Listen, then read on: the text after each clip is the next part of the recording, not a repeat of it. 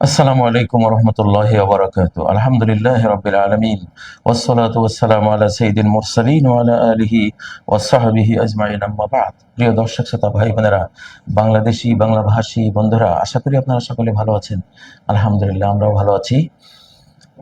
হজে যাবার সময় আপনাদেরকে বাংলাদেশকে আল্লাহর কাছে আমানত রেখে হজে গিয়েছিলাম। হজের পরে দেশে ফিরে আসার পরে প্রথম আপনাদের মুখোমুখি হলাম। এর মধ্যেই একটা ইতিহাসের মোড় ঘুরে যাবার মতো একটি বিশ্ব পরিবর্তনকারী ঘটনা ঘটে গেছে, সেটা আপনারা সবাই জানেন। এটা কিন্তু একটা টার্নিং পয়েন্ট। তো সেটা নিয়ে কিছু কথা বলতে বলতে বলতে ইচ্ছা করতে করতে করতে আজকে আল্লাহর কলম অনুমোদন দিয়েছে হয়তো, সেজন্য আজকে বসতে পারলাম আলহামদুলিল্লাহ। শিরোনামটি দেখতে পাচ্ছেন, ইসলামিক শতাব্দীর আগামী শত বিজয়ের একটি বিজয়, ইরানের বিজয়। আগে আগে দেখিয়ে হোতা হ্যায় ক্যা। শেষের কথাটি একটি উর্দু কবিতা, উর্দু হিন্দি ভাষা এটা বলা হয়। আগে আগে দেখিয়ে হোতা হ্যায় ক্যা, সম্মুখে দেখতে থাকুন হচ্ছেটা কি। আমরা আগেই ঘোষণা করে রেখেছি 2024 পরবর্তী এই শতাব্দীটি ইসলামিক শতাব্দী। এটি হযরত ঈসা আলাইহিস সালামের শতাব্দী, হযরত ইমাম মাহদীর শতাব্দী।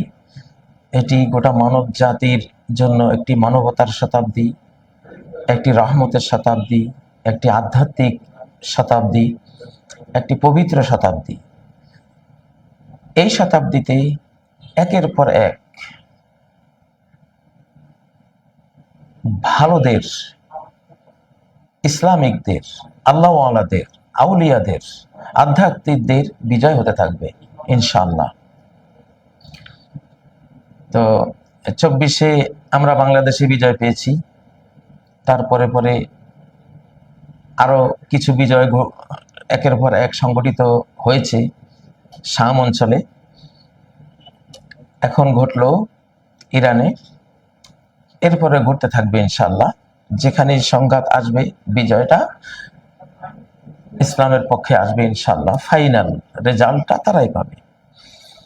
বিশ্ব মিডিয়ায় বিজয় ইসলামের হবে, রণাঙ্গনের বিজয়ও ইসলামের হবে, অর্থনৈতিক বিজয়ও ইসলামের হবে, মনোজাগতিক বিজয় ইসলামেরই হবে, সাংস্কৃতিক বিজয় ইসলামের হবে, ফিজিক্যাল স্পিরিচুয়াল যত বিজয় প্রত্যেক সেক্টরে ইনশাআল্লাহ মানবতার, ইসলাম মানে তো মানবতা, ইসলামের মানবতার, রহমতের, দয়া মায়ার একটা বিজয় ঘটবে।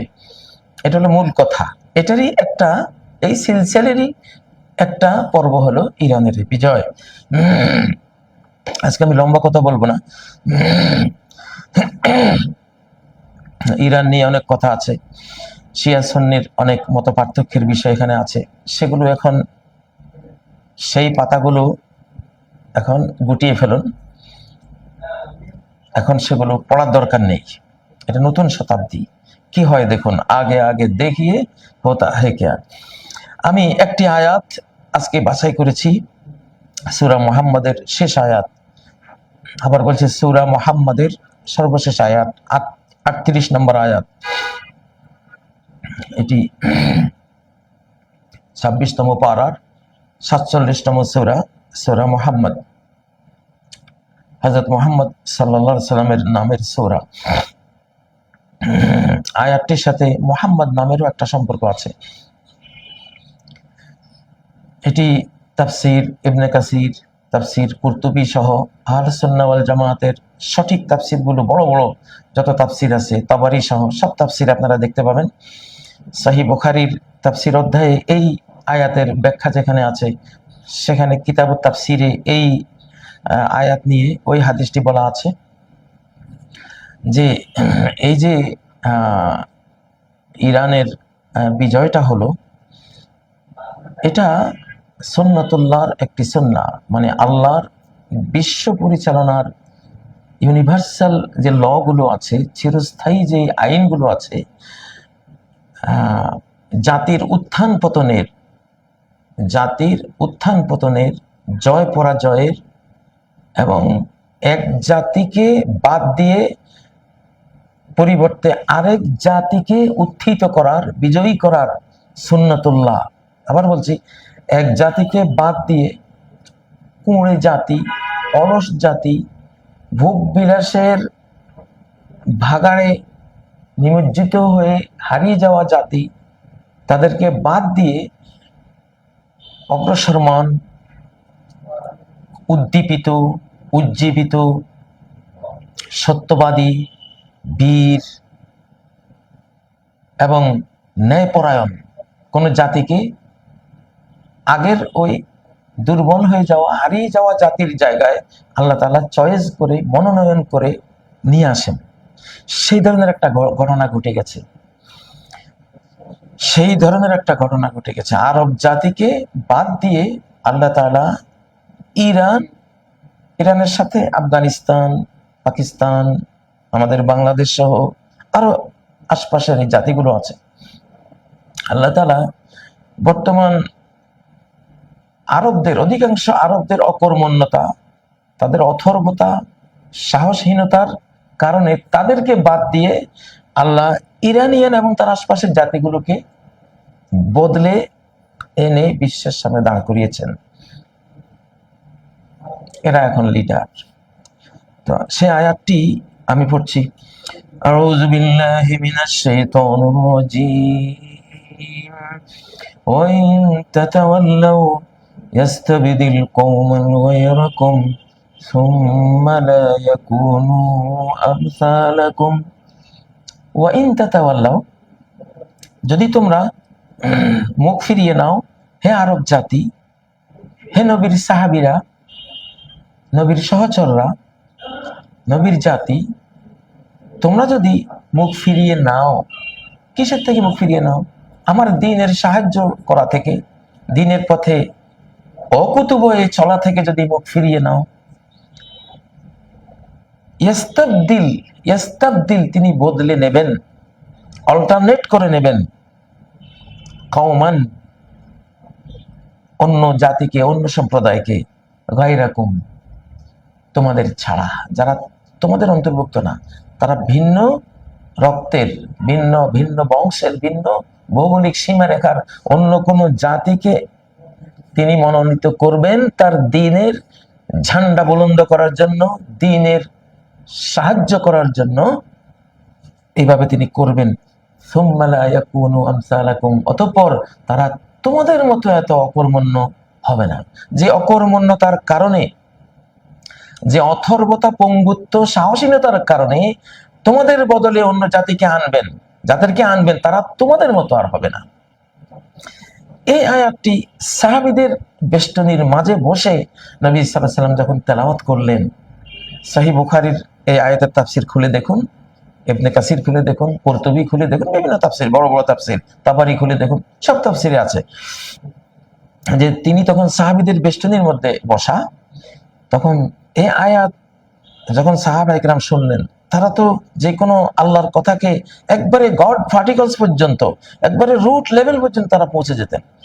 তো তারা প্রশ্ন করলেন, ইয়া রাসূলুল্লাহ, এরা কোন জাতি যে আমরা দিন ছেড়ে দিলে, ইসলামের যে বীরত্ব গাথা, দুঃসাহসিক যে একটা ইমানি মনোবল নিয়ে চলার কথা, সেগুলো আমরা বাদ দিয়ে দিলে আমাদেরকে আল্লাহ তাআলা মাইনাস করে অন্য জাতিকে সেই জায়গায় বসিয়ে দিবেন। এই জাতি, এরা কারা? আরবদের বদলে কাদেরকে আল্লাহ আনতেন? তখন নবী সাল্লাল্লাহু আলাইহি ওয়াসাল্লামের সাথে সালমান ফারসি, পারস্যের, ইরানের সালমান রাদিয়াল্লাহু তাআলা আনহু, তিনি উপবিষ্ট ছিলেন, বসা ছিলেন। নবীজি সালমানের মাথায় হাত দিয়ে বললেন, হাযা ওয়া কওমুহু, ইরানের এই সালমান এবং তার ইরানি জাতি তোমাদের বিকল্প হবে, তোমরা যদি আল্লাহর দ্বীনকে সাহায্য করা থেকে মুখ ফিরিয়ে নাও। সুবহানাল্লাহ। আয়াতটা কতটা সত্য হলো! সালমান, ইরানের সালমানের মাথা নবীজি হাত দিয়ে এই কথাটা বললেন, হাযা ওয়া কওমু, এই সালমানের জাতি অর্থাৎ ইরানিয়ান জাতি তোমাদের স্থলাভিষিক্ত হবে, হে আরবরা। তারপর নবীজি বললেন, লাউ কানাল ঈমানু বিসুরাইয়া লানালাহু রিজালুন মিন ফারিস। ঈমান যদি সপ্তর্ষি মণ্ডলী, আকাশের তারকা মণ্ডলীর ওখানেও থাকে, এত সুদূরে যদি ঈমানের কোনো পয়েন্ট থেকে, তাহলে এই সালমানের জাতি ওখান থেকে ঈমানটাকে আহরণ করে আনবে, এতটা ধী শক্তি সম্পন্ন। আজকে তাই তো দেখলাম, আজকে তাই তো হলো। وَإِن تَتَوَلَّوْا يَسْتَبْدِلْ قَوْمًا غَيْرَكُمْ ثُمَّ لَا يَكُونُوا أَمْثَالَكُمْ। আজহার বিশ্ববিদ্যালয়ের একজন পণ্ডিত, তিনি এই কথাই বলেছেন, ইস্তাবদালাল্লাহু ফারিসা বিল আরব। আল্লাহ তাআলা আরবদের বদলে পারস্যবাসীকে মনোনীত করেছেন ইসলামের শেষ শতাব্দীর বিজয়ের জন্য। এমনটা অতীতে হয়েছিল। আব্বাসি খেলাফতের মাধ্যমে আরব খেলাফতের পতন শেষে আল্লাহ তাআলা মঙ্গোলিয়ান জাতি, চেঙ্গিস খান, হালাকু খানের জাতিকে বিকল্প হিসেবে ইসলামের তৌফিক দিয়ে এনেছিলেন। সেই হালাকু খান, চেঙ্গিস খানের জাতি হলো তুর্কি জাতি, তার টার্কিশ এরদোগানদের জাতি। সুলতান সুলেমানরা সেই হালাকু খান, চেঙ্গিস খানদেরই বংশধর, সেই বংশেরই মানুষ। তারা 720 বছর পর্যন্ত ইসলামের নেতৃত্ব দিয়েছিল। আল্লাহ বদলে নিয়েছেন। এটা সুন্নাতুল্লাহ, আল্লাহর মহাজাগতিক একটি কানুন, যে আপনি ছেড়ে দিলে, দ্বীনকে ত্যাগ করে দিলে আল্লাহ বসে থাকবেন না, আল্লাহ আরেক জাতিকে সে জায়গায় আনবেন। এটি সূরা আল মায়েদার 54 নম্বর আয়াতে আল্লাহ বলেছেন, ইয়া আইয়ুহাল্লাযীনা আমানু, ওহে ঈমানদার সমাজ, মান ইয়ারতাদ্দা মিনকুম আন দীনিহি, তোমাদের মধ্যে যেই তার দ্বীন থেকে বিচ্যুত হয়ে যাবে, দ্বীনকে ত্যাগ করে দ্বীন থেকে সরে যাবে। যেমন আমরা অনেকে দ্বীন থেকে সরে গেছি, ইসলাম থেকে, কোরআন থেকে সরে গেছি, কোরআন শিক্ষা থেকে সরে গেছি। ইসলামিক যে খেলাফা, ইসলামিক যে রাষ্ট্র শাসন, এগুলি বললেই আমাদেরকে বিভিন্ন গালিগালাজ করা, আমরা সরে গেছি। তো তোমরা থামো, আল্লাহ তোমাদের মুখাপেক্ষী না। ফাসাউফা ইয়াতিল্লাহু বিকওমিন, আল্লাহ এমন সম্প্রদায়কে নিয়ে আসবে তোমাদের জায়গায়, তোমাদেরকে ছুঁড়ে ফেলবেন, এবং এমন সম্প্রদায়কে নিয়ে আসবেন, ইউহিব্বুহুম ওয়া ইউহিব্বুনা, তাদেরকে তিনি ভালোবাসেন, তারাও তাকে, আল্লাহকে ভালোবাসে। আযিল্লাতিন আলাল মুমিনিন, মুমিনদের জন্য তারা হবে সফট কর্নার, কোমল ব্যবহারকারী। আইজ্জাতিন আলাল কাফিরিন, বেঈমানদের উপরে হবে তারা অত্যন্ত কঠিন। ইউজাহিদুনা ফি সাবিলিল্লাহ, আল্লাহর পথে যুদ্ধ করবে। লা ইয়াখাফুনা ফিল্লাহি লাওমাতা লাইম, আল্লাহর ব্যাপারে কোন ভৎসনাকে তারা তোয়াক্কা করবে না। যালিকা ফাদলুল্লাহ, এটি একটি অনুগ্রহ। এই ইস্তিবদালটা, এই যে এক জাতিকে ছড়ে ফেলে আরেক জাতিকে বদলে নিয়ে আসা, এটি আল্লাহর অনুগ্রহ। এই অনুগ্রহ আল্লাহ যাকে চান তাকে দেন। আল্লাহু ওয়াসিউন আলিম, আল্লাহ অত্যন্ত সীমাহীন প্রশস্তির অধিকারী এবং সর্ববিষয়ে তিনি সর্বজ্ঞ। প্রিয় বন্ধুরা, তো এক রাতে যদি আল্লাহ তাআলা ইমাম মাহদিকে মাহদিতে রূপান্তর করতে পারেন, হতে পারে ইরানিয়ানের জাতিকে এক মুহূর্তে আল্লাহ তাআলা ইসলামের সঠিক পথে, সঠিক রাস্তায় নিয়ে এসেছেন। এক যুদ্ধের প্রেসারে ফেলে, আমি তো ইমাম খোমেনির বক্তৃতা শুনি, আমরা ফার্সি ভাষার পড়ালেখা করা মানুষ, ওনার যে ফার্সি বক্তব্য শুনি, গভীর পণ্ডিত মানুষ, এবং সেখানে শিয়া ইত্যাদির কোনো কথা নেই, কোরআনের কথা, সুন্নাহর কথা, ইসলামিক যে বিশ্ব মহাবিশ্বের মধ্যে যে সুন্নাতুল্লাহ, কাওয়ানিনুল্লাহ, আল্লাহর কানুন, লগুলো চলমান, সেগুলোর অনেক বড় পণ্ডিত নেই। তো আমরা দোয়া করি আল্লাহর কাছে, আমি তখনই দোয়া করেছি আল্লাহ, যে ইরানিয়ানরা 900 বছর, মানে তারা একসময় খাঁটি আহলুস সুন্নাহ ওয়াল জামাআহ ছিল, আমাদের মতোই মুসলিম ছিল। মুখতার নামে তাদের এক বাদশা তাদেরকে শিয়াইজমে ঢুকিয়েছে। তারপরে ইরানে কোটি কোটি সুন্নি সঠিক মুসলিমরা আছেন। তো এটা বলছি, আমরা যে শিয়া সুন্নিটা পার্থক্য করি, সেই পয়েন্ট অফ ভিউ থেকে বলছি, আসলে কোনো পার্থক্য নেই, আমরা সবাই মুসলিম, এটাই কথা। তো এখন এই শেষ মুহূর্তে এসে এটা কোরআনিক জেনারেশন তৈরি হবে। সাহাবীরা যেমন আল জিলুল কোরআনি, কোরআনিক জেনারেশন ছিলেন, সুন্নাহ তার সাথে ছিল। এখন শেষ মুহূর্তে আবার কোরআনিক জেনারেশন তৈরি হচ্ছে। ইরানও সেই আওতায় আল্লাহর মনোনয়নে চলে এসেছেন এবং এই সূরা মুহাম্মদের 38তম আয়াতটি বাস্তবায়িত হয়ে গেছে সালমানের মাথায়, ইরানি সালমানের মাথায় হাত রেখে আল্লাহ রাসূল যেটা বলেছেন যে তোমরা পঙ্গুত্ব বরণ করলে, হ্যাঁ, তোমরা ইহুদি খ্রিস্টানদের সাথে যদি মিশে যাও তখন তোমাদেরকে ছুঁড়ে ফেলে আল্লাহ এর কওমকে নিয়ে আসবেন। অক্ষরে অক্ষরে বাস্তবায়ন হয়ে গেল। অতএব ইরানের জন্য দোয়া করবেন। তারা গোটা বিশ্ব মুসলিমদের মুখ উজ্জ্বল করেছেন, টার্নিং পয়েন্ট। ক্ষমতা চলে গেছে এখন। আমরা আগে বলতাম এটা 24 পরবর্তীতে ক্ষমতা মুসলিমদের হাতে। আরো জাগরুক হলো, উজ্জ্বল উজ্জীবিত হলো ইরান যুদ্ধের মাধ্যমে। কিভাবে, কল্পনার বাইরে কিভাবে ক্ষমতাটা মুসলিমদের হাতে আরো পাকাপোক্ত হলো। এবং সূরা নিসার 159 নম্বর আয়াতের যে ভবিষ্যৎবাণী, ওয়াই মিনাহলিল কিতাবি ইল্লা লা ইউমিনান্না বিহি ক্বাবলা মাউতি, প্রত্যেক আহলুল কিতাব, ইহুদি খ্রিস্টান জাতির যারা ভালো, খ্রিস্টান জাতির মধ্যে বেশি, ইহুদিদেরও যারা 2-4 জন ভালো থাকবে, আহলুল কিতাবরা মৃত্যুর আগে সবাই মুসলিম হয়ে যাবে। আমি প্রেসিডেন্ট ট্রাম্পের ব্যাপারেও আশাবাদী, আমি আমেরিকানদের ব্যাপারেও আশাবাদী, ইউরোপিয়ান খ্রিস্টানদের ব্যাপারে আশাবাদী, রাশিয়ান খ্রিস্টানদের ব্যাপারে আশাবাদী। এই আয়াত সূরা নিসার 159 নম্বর আয়াতের বাস্তবায়ন টাইম এখন এই শতাব্দীতে।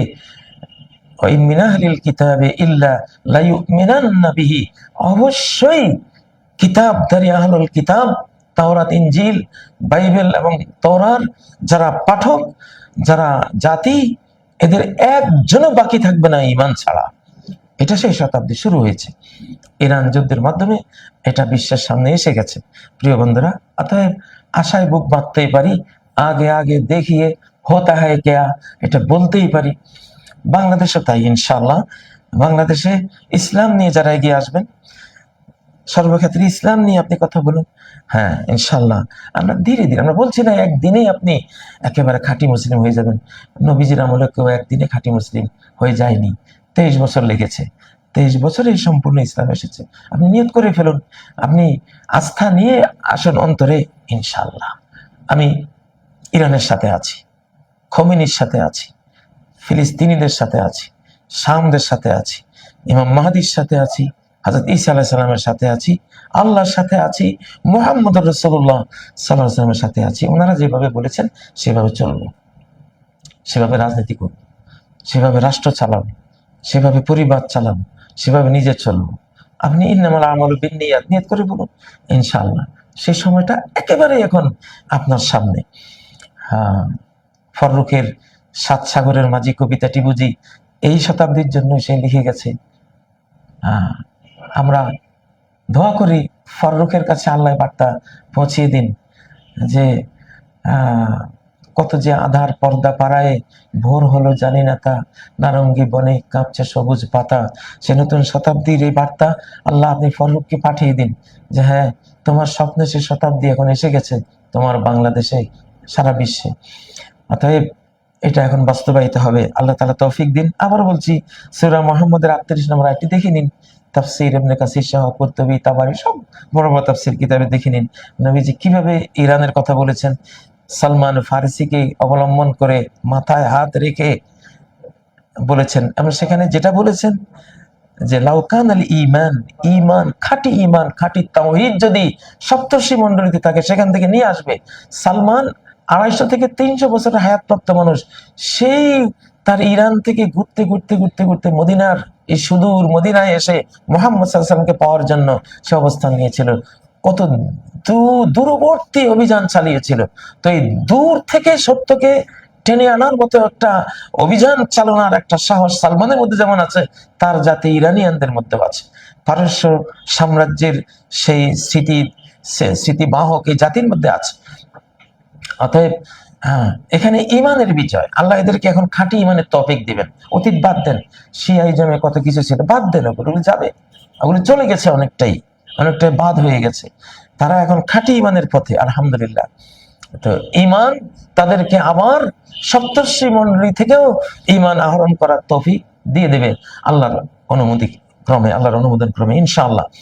তো আল্লাহ তাআলা ইরানের বিজয়কে বিশ্ব মুসলিমের বিজয় হিসেবে তিনি দান করুন, এবং আরবদের যারা এখনো সাহসী আছেন, আপনারাও সবক পাঠ অর্জন করুন, শিক্ষা অর্জন করুন যে কিভাবে আপনারা বাদ পড়ে গেলেন।